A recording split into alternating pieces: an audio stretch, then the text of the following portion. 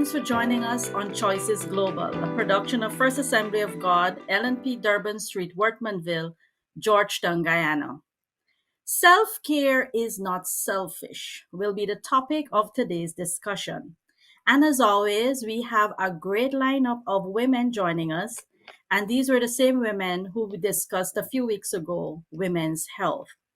We have with us again financial expert Chevon Corbin, who lives in Geneva with her family. Dr. Kezia Lee, a physician for over 10 years, a pediatrician, a wife and a mother of two. LaShonda Kelman, final year student at the University of Guyana. And Imani McKenzie, an optometrist, all joining us from Guyana. And yours truly, Celicia Pariag in the US. You know, when we hear self care, immediately we get visions of pink bubble baths, fluffy slippers, massages, manicures, pedicures. And yes, those things do have a place in our self care routine. However, when we talk about self care, what we're talking about today, we are speaking to a holistic care of the self, and we will be examining the emotional, the mental, the physical, the social, and the spiritual aspects of mental health and self care. And you may find us using those interchangeably, but we will discuss this further as we go along. And so today, I want to welcome our panelists once more. Welcome to you, ladies. Dr. Kiziam, we're going to start off with you. As the physician among us, the one who will bring that perspective to our discussion. Discuss with us today or introduce us to what it means when we talk about mental health and self care from your perspective, your profession as a medical physician. Okay. Well, thank you, Felicia, for that question. Um, when we examine health generally, as Felicia would have mentioned, it's a state of well-being, physically, mentally, socially, emotionally, as well as spiritually. But when we talk about mental health, it speaks to a state of well-being that allows the person to be able to realize their full potential, to be able to cope with everyday activities, to be able to fruitfully engage in society and to be able to communicate. It speaks to a person's ability to cope with stresses and difficulties that might arise in everyday life, as well as their ability to engage fruitfully and productively in society. So it speaks Mhm. to a person's psychological and emotional well-being. Thanks, Dr. Kizia, for that. Chevon, as a wife, a mother, and a consummate professional, financial professional, can you talk to us about mental health in the workplace and give us examples of how you find women can cope in the workplace? Well, Celicia, I think when I reflect on mental health, I pick on a word from Dr. Kizia, and that's stress. During Mhm. the pandemic, I believe there was an opportunity that arose, and that was for employees or employers rather to acknowledge that the heavy workloads, deadline pressures, and all these other Mhm. things that come with delivering on the job have been how do I say, a huge stress on employees. And so mental health and well-being became a larger conversation to the point that WHO acknowledged burnout as an acknowledged disease, and this paved the way for many employers rather to provide support and also provide insurance, which is critical, in this side of the world.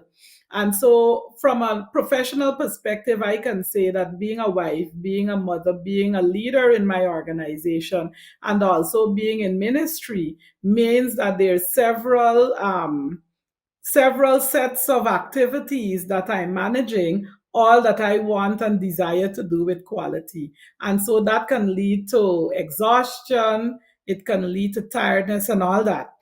But what I want to leave with us and the viewers is that burnout is real and it should be acknowledged. It's not something that you only see in the first world. I think sometimes our culture tells us that we can't have mental health issues or we can't be burnt out because we're just used to there's a gap, there's a need, and we have to work for what we get. But I want to signal to persons that there are three symptoms to burnout that we should start to reflect on as we try to practice self care. And three of those are exhaustion, cynicism, meaning that you're no longer happy with life, you're always irritated or negative about everything around you, and they say inefficacy, where you start to feel that you're not enough, you're not worthy. And so as women, we sometimes mask all of that by wearing a mask, or like I say, trying to wear our superwoman cape. But I dare us that it's time for us to start a conversation, take our capes off, and really try to heal as we practice self care methods that I'm sure the other ladies will chime in on. Thank you, Chevon. And Dr. Kizzy and yourself really did mention and the same word, stress, and it's self care really is taking that time, as Dr. Kizia pointed out, taking that time to do things that help you to live well and improve your health, both physical and mental health. And I know sometimes in the Caribbean, we have this stigma attached, or when you hear mental health, you think someone is in a different spectrum. But we have learned over the last 2 years, especially with coming out this post-pandemic period, that it's real. And Chevon, as you pointed out, it's something that we need to take stock of, and there are things that we can incorporate in our daily lives that can help us with those areas. Imani and Lashonda, the youngest women in among us here today, why don't you talk to us about, as a young person, you, Lashonda, you're still in school, and well, both of you are still studying. How do you cope, or what are some ways that you can address mental health among your peers, and especially and also our girls? Okay, thank you, Salisha, for that one. I would like to mention firstly that, you know, in our generation, we're the social media generation. Everything we're on social media for. And something that I've noticed is that, we put a lot of our lives on the social media platform. And as a young person is easily you can easily be influenced by what you see on social media, and you can be quite pressured by what you see other people are doing. So something that has been quite prevalent is that people or young people see other persons doing things, making things happen, and we start to feel pressured by what others are doing, and we're not there yet.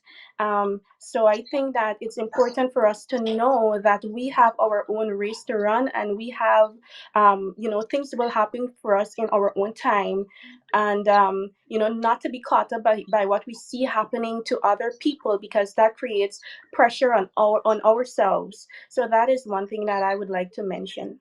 Adding to what Imani had said, life is not without stress. And so simply because you are experiencing some difficulty in life doesn't mean that you have a problem. I think with the social media age came along a lot of self-diagnosis, and because of that, we tend to over exaggerate on many of our issues we have in life. However, this doesn't mean that someone we know, some woman we know, doesn't experience these issues. What it means is that we need to talk more about our everyday situation, what may burn us, and seek help and guidance, especially from the older women who would have experienced this already, and they would help us to cope with the situation. Of course, we have to be careful who we approach and how we approach these things, because there are many persons out there who would want to misguide us, lead us in the wrong direction.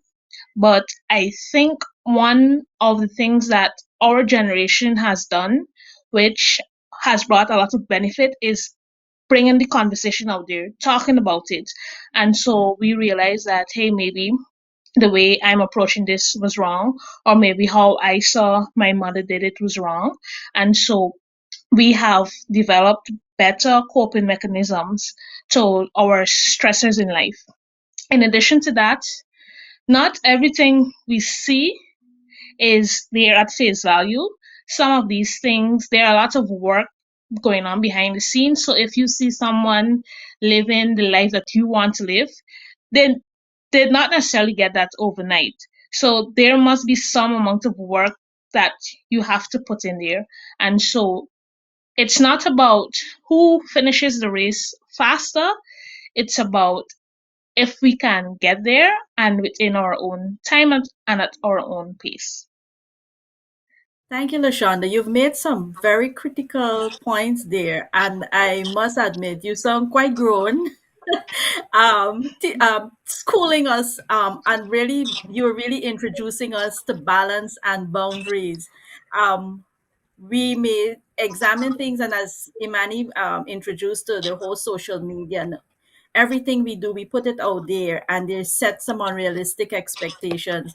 But Siobhan, talk to us about boundaries and how we can set those as professional women, as women studying, as girl, even girls, because I'd really like us to talk to also to our girls who are looking to us, older women, for an example, and we want what we have missed maybe as growing up when we had a different way of life. How can our young women, our girls, set boundaries, healthy boundaries? Well, Salisha, I think that for someone who has struggled with boundaries, it might be good that that I share some of the practical examples. I think in this new age, us pursuing success, us pursuing studies, us having technology at our fingertips, though there are positives, there are some negatives that are creeping into our lifestyles, and we need to manage them. And I'll give two examples.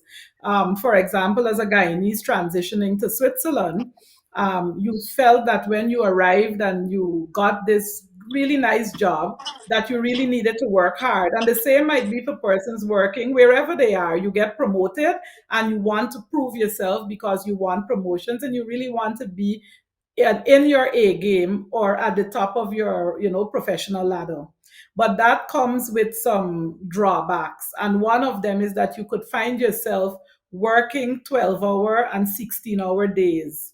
And then if you do a kind of a pie chart and you draw a 16-hour day, it shows that you really only have 8 hours to sleep, to do family and everything else.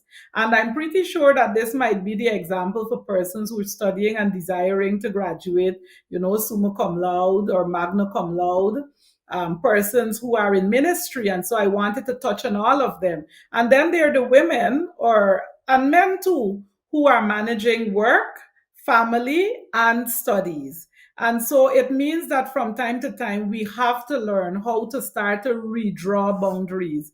I give a second example. I work in the first world or in Europe, and when you arrive, they hand you a laptop and a telephone, and you feel special because they pay the telephone bills and all that. But then you realize that the phone is encroaching into your personal and family time because every time it pings, it's right there where you're checking your WhatsApp and keeping in contact with your family. But it also means it's so easy to click over to the work email and then it gets into your head and you want to respond. And so, what I have found, like you said, Salisha, is that we need to learn to redraw the boundaries so that we adequately spend time with family. We give the 8 hours to work, but there is also that important time of self care, like you say. And I want to remind us, as you said, self care is not selfish. And I can say that one of the drawbacks of being passionate about your work and success is that sometimes, Alicia, you alluded, or I think it was Dr. Kezia who alluded to mental health and spiritual well being. You could find yourself becoming spiritually dry, and even for persons who may not be a Christian like I am, you find that many surveys of leaders and executives show that everyone has a spiritual component and have said that when they delve into that spiritual area, it makes them stronger and more successful as a leader. So, self care, drawing boundaries and finding time to refresh, to heal. Lashonda spoke about stress not always being a negative thing, but when you refresh and heal, it means you can counterbalance the stress. As it comes, you refresh and then you go again. Those are some of the reflections that I've had. It's been a challenge, but I've managed to start to redraw boundaries, and it is a journey. So it's not like I'm 100% there. Yes, and those are critical points that you mentioned. Dr. Kezia, do you want to weigh in on how you go about setting boundaries and creating that balance in your life? So, Celicia, I wanted to interject to something Siobhan said. I think she mentioned earlier that we don't realize, or we have a culture here that downplays mental health. We think about mental health as being not important. So I wanted to mention that some mental disorders that we need to highlight or take note of are things that we just pass over, and they might be things that we all experience. For example, depression, anxiety disorders, eating disorders, addictive habits. And these addictive habits don't necessarily mean drugs. They could mean alcohol. It could mean porn. It could mean social media.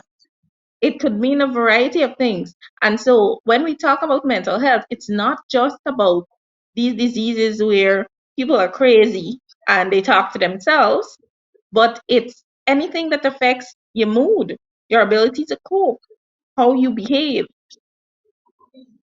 So I just wanted us to reflect on that because, as we've been saying since the beginning, self-care is not selfish. And so we need to be aware that women are experiencing these things daily.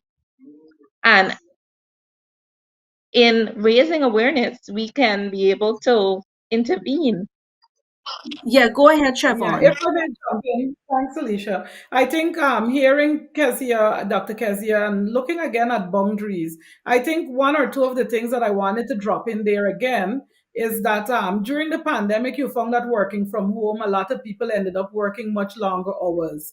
And so you found persons giving tips like if you work in the living room, work there, and the minute you get to 5 o'clock or 4 o'clock, that is your cutoff.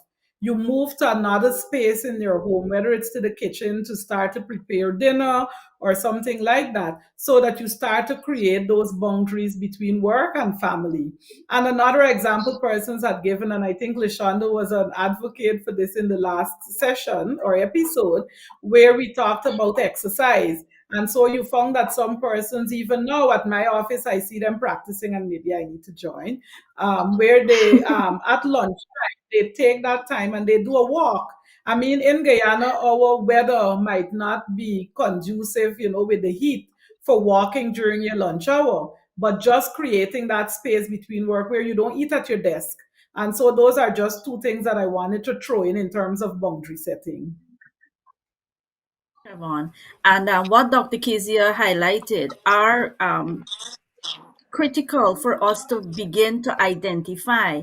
We may think that they're normal, and we may think that, okay, this is just it is a phase, and we're accustomed saying, or we have that saying where, oh, it will pass with age, or it will pass with time, and then that doesn't happen, and it becomes chronic, and then so it becomes in such a state that then we now have to pull right back and start all over again.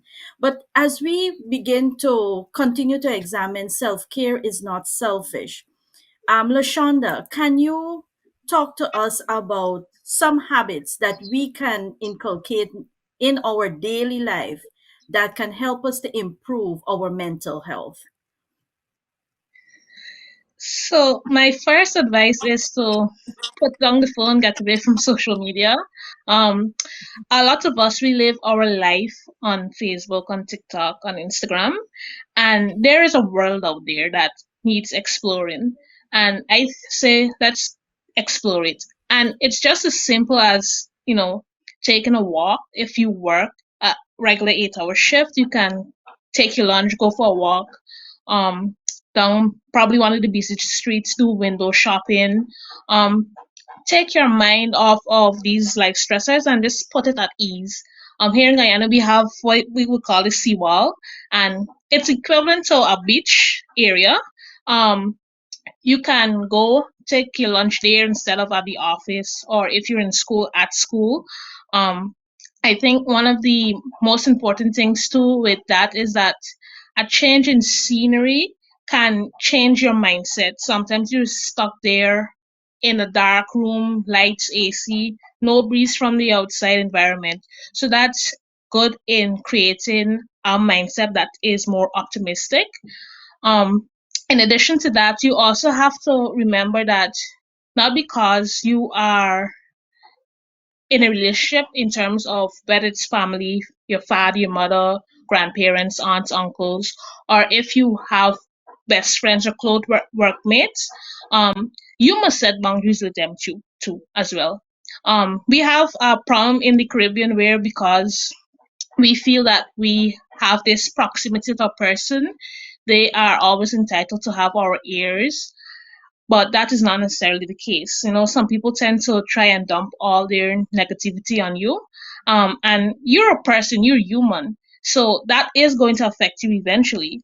So it's advisable that you also watch the relationships you form and watch what you are intaking as well. If you're taking a negative every single day, eventually you are going to have a negative or pessimistic mindset. So surround yourself with people who would encourage you, with people who would make you feel genuine, make you feel happy. At the same time, that doesn't mean that they are going to allow you to go down a dark path or the wrong path as well. Another mental health tip or self care tip is that take up a hobby, something you can do outside of your regular schedule. For example, I'm studying at university, and recently I found that I love puzzles. So every now and again, I would lay out a puzzle and just set it up, try to set it up, and it put my mind at ease, especially when I'm having my studying sessions. And sometimes you get frustrated. Sometimes you feel as though, you're not getting a concept and you're about to blow a fuse. The puzzles would help me to just ease and relax, and then I can go back to studying with a new perspective, with a new mindset. So taking up a hobby too is also another way that you can improve your self care, improve your mental health as well. Thank you. Imani, how can you add to that in terms of you looking at the social, physical, mental, emotional? What are some of the ways that women, young women, and girls, older women can inculcate into their daily lives? Definitely. So something that I'm big on, and I would encourage anybody to be big on, is me time. I think it's important to have me time. Um, a lot of times we're so caught up in our work life, in our family lives, and so on. But it's important that we take time for ourselves. And I can share an example. Whereas I'm currently studying, so my classes are at night and I go to work and I have such a busy day and I felt so much pressure. I was getting exhausted and so on. And I realized this is not working out for me because my focus wasn't there. I became extremely stressed. So I decided that I'm gonna take a me day. So over the weekend I went to the spa and I did my pedicure and so on. And it seems so simple, but it actually worked. And something else I can share is a day at work. Working in the health field can be a lot mentally, because you're exposed to so many people with so many problems that they have, and you kind of feel it for them. So I was at work one day and my morning was crazy because I see all these patients, and I was feeling a bit down because of what I was seeing. So on my lunch period, I decided that I'm going to go sit on the seawall and I'm just going to relax and just cool my mind. So that, I mean, it helps. It helps you to relax and it helps to distract your mind from anything that would cause you to feel a lot of pressure. Something else that I would recommend is involve yourself in safe spaces. Involve yourself in groups that you can relate to, like with other young girls or women. There are groups for different things or different situations. Young mothers, people in menopause, there are groups for many things, so you can involve yourself in those groups where you can speak or chat with women that relate to your situation. And something else that I would like to push is counseling. A lot of people do not like counseling because from the time you go to counseling, people think that something is wrong with you, which is not true. Counseling actually helps a lot, even with simple stress, um, little things in life that you find that you can't figure out. You can always go talk to a professional, and they will guide you through that process. So I think that counseling is a big one that we should focus on too. Manish. Siobhan, can you talk to us about some spiritual well-being or self-care habits that we can include in our daily lives? Well, Salisha, I think I was going to reflect that one of the reasons that many of us may be successful on the job is because, like I said, we have this depth of Yeah. spiritual resilience, if we want to say that. Mhm. And so I want to just underscore the power of that. And as we speak about self care, there are kingdom principles that speak about us being God's handiwork, created for good works. And we can't do good works if we are not well or we're not complete. It speaks of us being our bodies being a temple. And so just wanting to signal that when you have a temple, you take care of it and you refresh it. From a spiritual perspective, I want to caution us, like I said, not to become dry. And so naturally, finding time to delve into God's word, because in his word there is a lot of advice around renewing your minds, so that if you're worried and you read about renewing your mind, you start to set that aside. One of the best rooms in my home is my shower.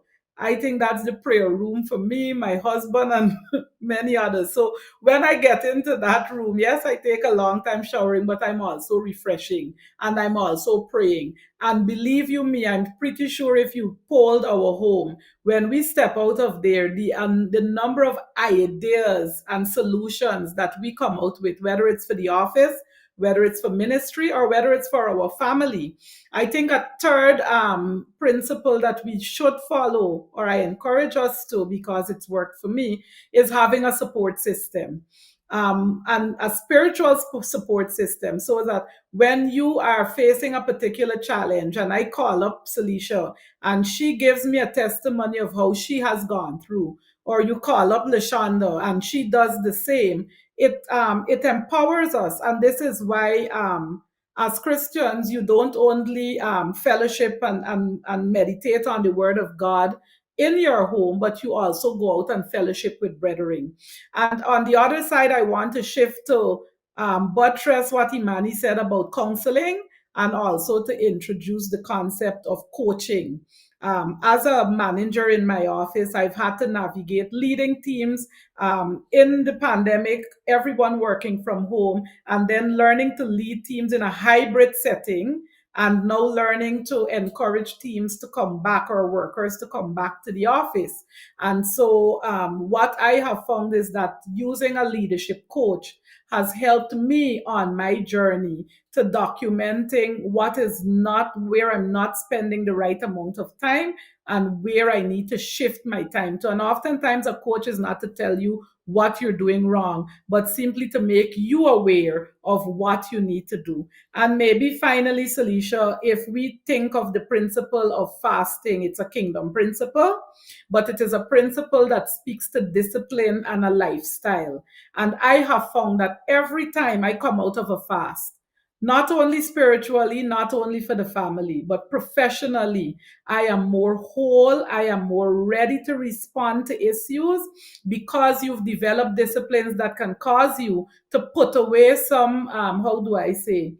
I think Dr. Kezia spoke about addictions. And for me, I consider watching television as my one of my me times, Imani, where at about 9 p.m. when the kids are about to go off to bed, I'm in the living room alone and I'm refreshing myself.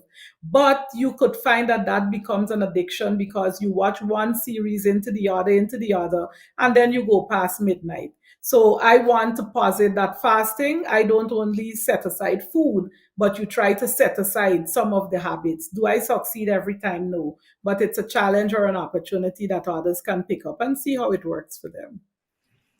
Thank you, Siobhan. I agree with you. Sometimes we go into these, we start doing something and it may be good. And I know I have the whole period of fasting is also critical because it's not putting away only food, but some things that you do constantly without even recognizing that they become an addiction, or you know you have to do it. I know for me mine is online shopping, and so now I have willed myself not to buy anything during my period of fasting, and it has worked. It's tempting to jump online and just press that at the cart and check out, but it's the discipline that you want to encourage in your life. Dr. Kizia, your final remarks as we come to a close on self-care is not selfish. I love the examples given by Imani and Lashonda with respect to self-care and Javon's boundaries that she has the examples she's given us to set. But I wanted to add that additionally, your mental health, it impinges on everything else, which includes your physical health, your emotional state, everything. And it's important as well to eat well, because what we eat, what we put into our body, will affect what we put out, our mood, how we react. Additionally, we need to sleep. Sleep is very, very important. So I wanted to caution us that you need to make sure that you get a good night's rest, because this prepares you to handle stresses, to handle the day ahead, to cope with anything that may come your way in the day, during the day, on the job, whatever stresses may arise.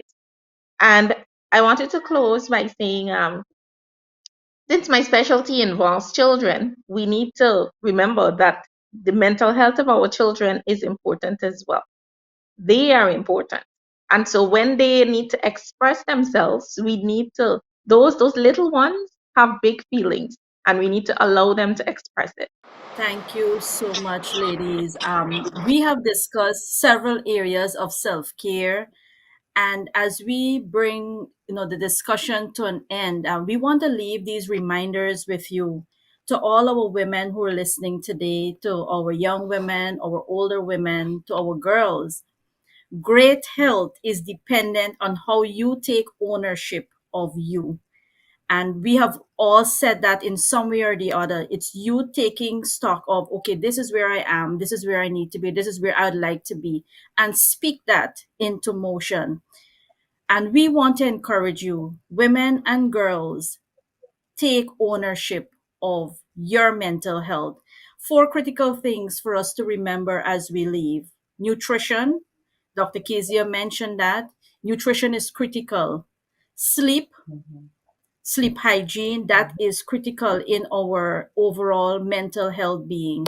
Social support, we talked about that. The need to connect and also the need to disconnect. And so we must find the balance in that. Physical activity, we also discussed that. And so we want to leave those with you: nutrition, proper sleep or sleep hygiene, social support, physical activity, and not forgetting the spiritual aspect, where if you need to speak to someone, find someone that you can relate to, clergy, someone that you can connect with and share with, counseling, as Imani described earlier. And so we leave you this evening, or whatever time zone you've joined us, to remind you that self-care is not selfish. Join us again for another episode of Choices Global. a production of First Assembly of God, Workmanville, Georgetown, Guyana. See you soon. Take care of you.